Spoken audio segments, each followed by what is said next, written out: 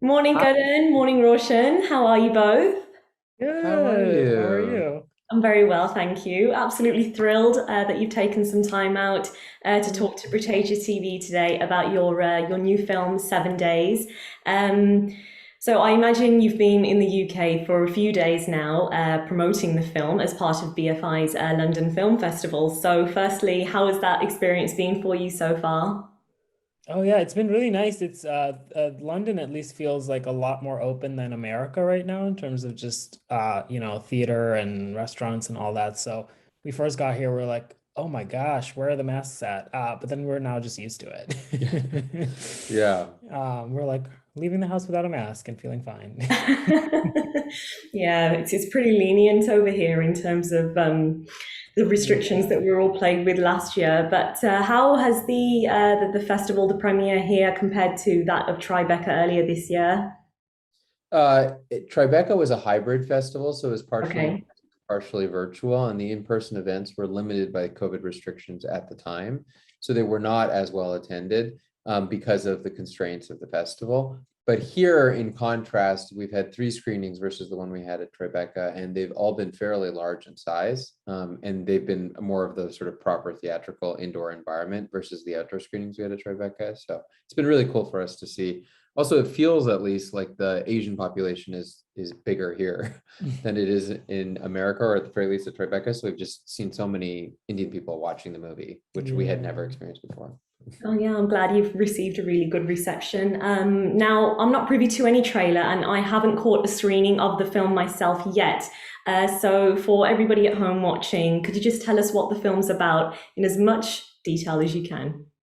Yeah, the movie's about these two young Indian people who meet on an Indian matchmaking website, much like Shadi.com or something like that, and very quickly realized that the way they were presented in their profiles was very different from how it is in real life. And then a bunch of twists and turns happen. I love stand up.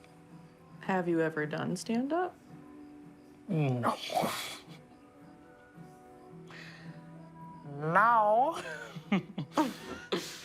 I mean, you could do stand up for me right now. Mm-mm.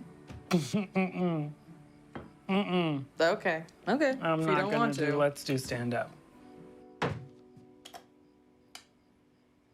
Okay, now Roshan, I know that this is your directorial feature debut, so I should probably say huge congratulations on that milestone at this point.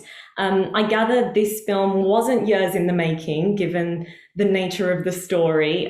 So, at what point in your own lockdown ennui last year was this idea even born? When did you realize that you wanted to put a a cinematic spin on coronavirus itself and actually make a movie out of it in the form of a romantic comedy?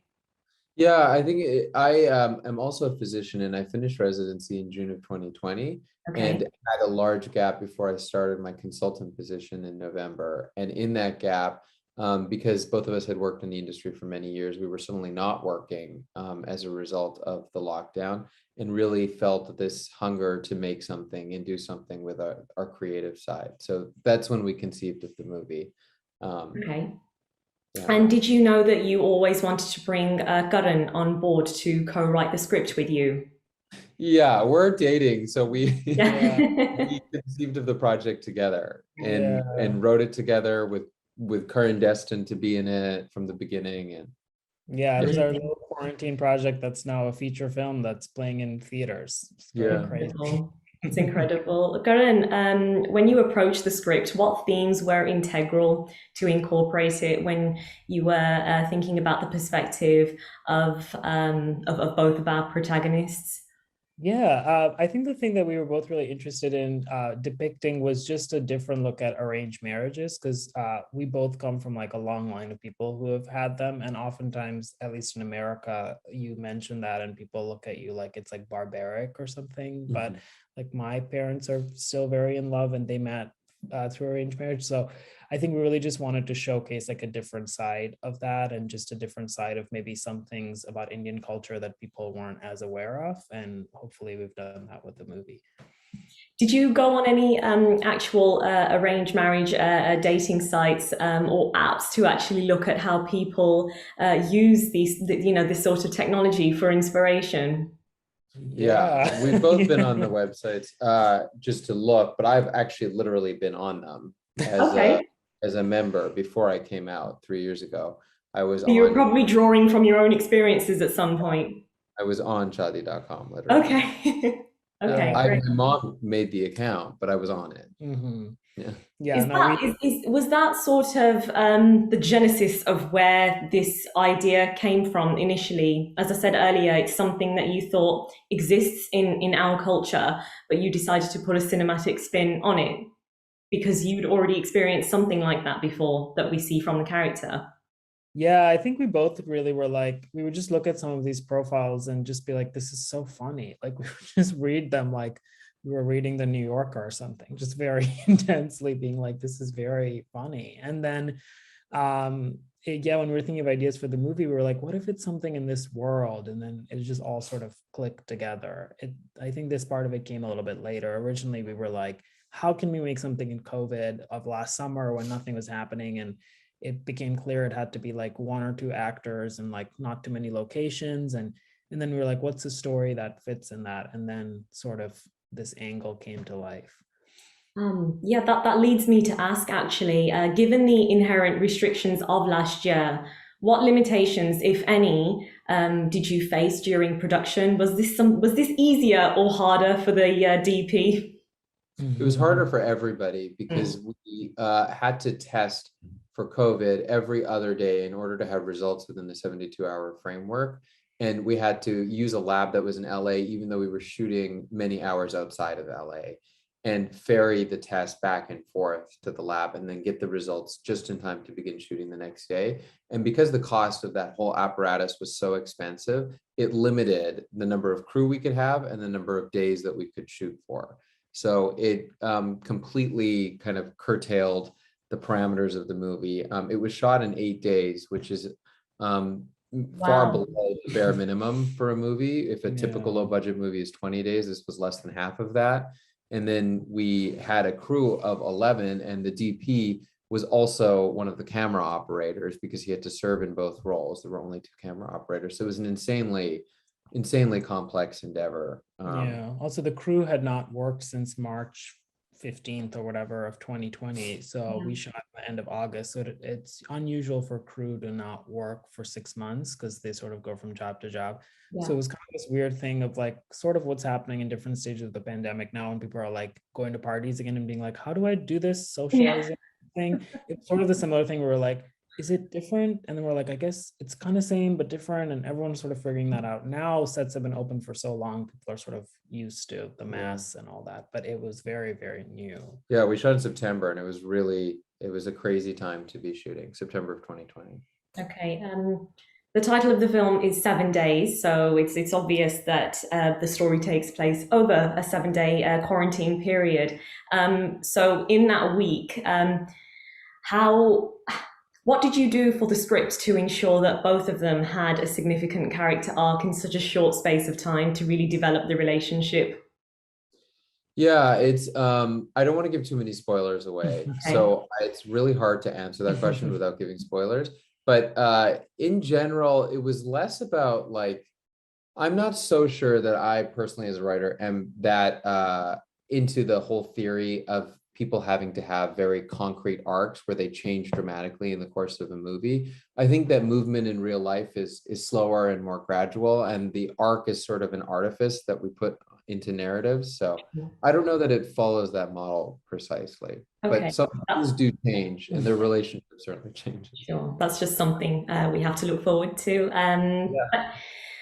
The story, the tale of two divergent personalities, potentially falling in love, isn't necessarily a new one, especially in South Asian culture, given the anathema that is arranged marriage.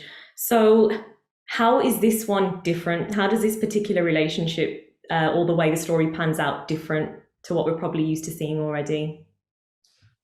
Just because it's a Western movie ultimately, and it Yeah. is a rom-com that involves arranged marriage, which is unusual, at least among the movies that have been made on this side of the world. I do think that it it it it deals with the debate between arranged marriage and love marriage in a very sort of explicit way that we thought was original. Yeah, it's a meet cute where the meet cute is arranged by your Indian parents for months of them talking and then you meeting. So that's a different kind of meet cute. I'd say COVID was probably the meet cute for them as well. Circumstantial.